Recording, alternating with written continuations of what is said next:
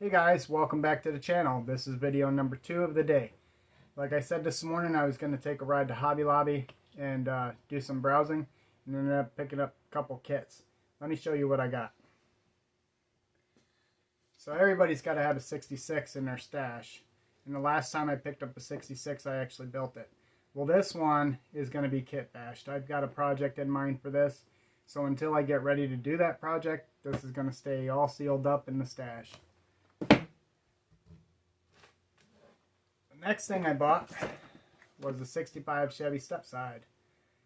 Funny thing about this is my daughter insisted that she bought this kit and the 65 or 66 for me, and she didn't. She bought me the 60, and that's the one that I'm building the shop truck out of.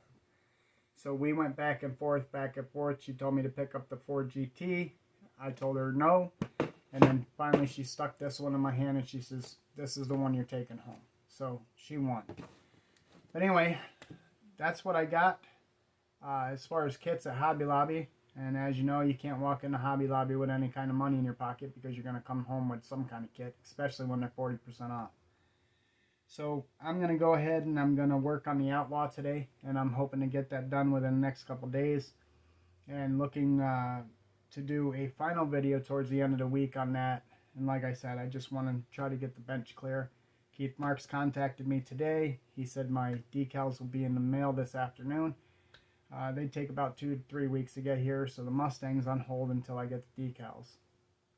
So I guess we're going to see what we'll do after we do the Outlaw. Alright guys, if you haven't subscribed, go ahead and do so. Hit that notification bell so you can be notified when I upload videos. And happy modeling. Thanks for watching.